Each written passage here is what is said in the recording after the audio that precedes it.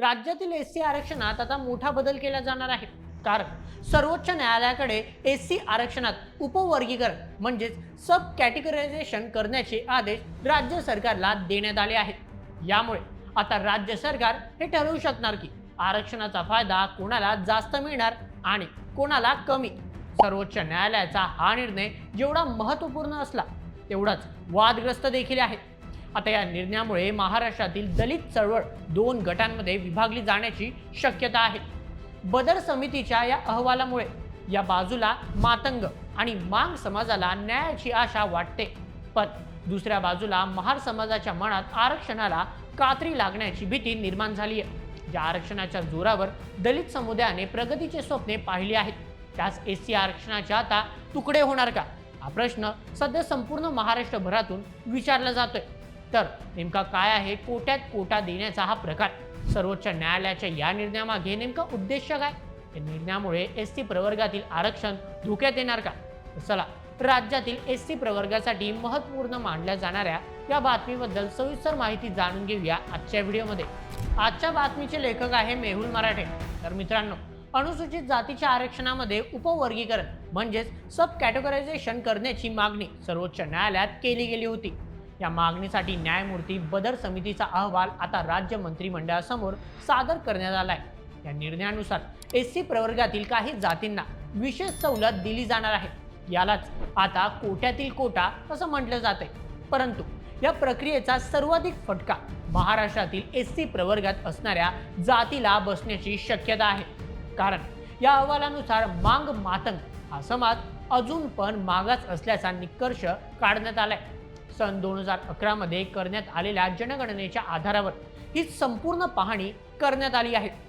आरक्षणात उपवर्गीकरण म्हणजेच सब कॅटेगरायझेशन करताना एखाद्या विशिष्ट गटातील प्रगत आणि मागास जाती कोणत्या याचा शोध घेतला जातो.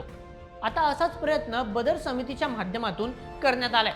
त्यानुसार भविष्यामध्ये आरक्षणाचा लाभ देण्याची शिफारस करण्यात येणार आहे.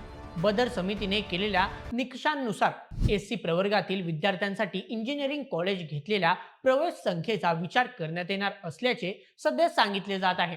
अनुसूचित जातीच्या आरक्षणात उपवर्गीकरण अर्थातच सब कॅटेगरायझेशन करण्यासाठी राज्य सरकारने न्यायमूर्ती अनंत मनोहर बदर यांच्या अध्यक्षतेखाली एक सदस्य समितीची स्थापना केली होती. या समितीने आपली शिफारस आणि अहवाल दिनांक 16 मार्च 2026 रोजी राज्य सरकारला सादर केला होता.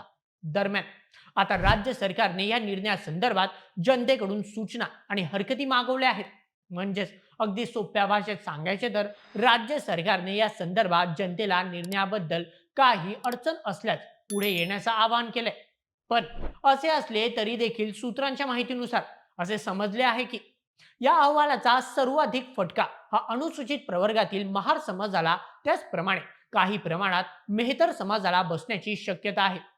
एससी प्रवर्गात एकूण 59 जातींचा समावेश आहे.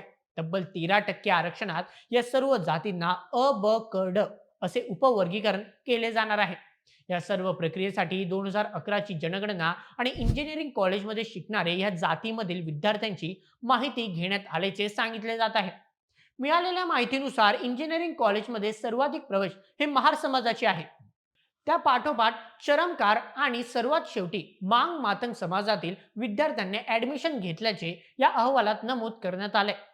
याच महत्त्वपूर्ण माहितीचा धागा पकडून या नवीन उपवर्गीकरणात सर्वाधिक फायदा हा मांग मातंग समाजाला देण्यात येणार असल्याचे सांगितले जात आहे. या संदर्भातील शिफारस बदर अहवालात करण्यात आल्याची माहिती सूत्रांनी दिलेली आहे.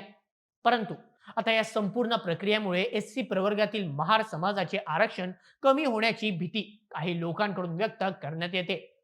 असे असले तरी देखील एससी प्रवर्गातील कोणत्याही जातीचे आरक्षण पूर्णपणे संपणार नाही. सर्व जातींचे आरक्षण नियमितपणे लागू राहणार. फक्त या नवीन निर्णयामुळे आरक्षणाच्या टक्केवारीत फरक पडणार आहे. या संपूर्ण प्रक्रियेमुळे एससी प्रवर्गातील खरोखर मागास असणाऱ्या जातींना आता अधिक फायदा होणार आहे. राज्यातील दलित समुदाय आता या निर्णयावर काय प्रतिक्रिया देते हे पाहणे देखील तितकेच महत्त्वाचे ठरेल. तर मित्रांनो, ही होती संपूर्ण माहिती सर्वोच्च न्यायालयाकडून एससी आरक्षणासंदर्भात घेण्यात आलेल्या निर्णयाची. या संपूर्ण प्रकरणावर तुम्हाला काय वाटतं? आता या निर्णयामुळे अनुसूचित प्रवर्गातील मागास वर्गाला फायदा होणार की आरक्षण धोक्यात येणार? तुमचं मत आम्हाला कमेंटमध्ये नक्की सांगा आणि अशाच व्हिडिओसाठी सबस्क्राईब करा बोल एम एच आपल्या यूट्यूब चॅनलला. धन्यवाद.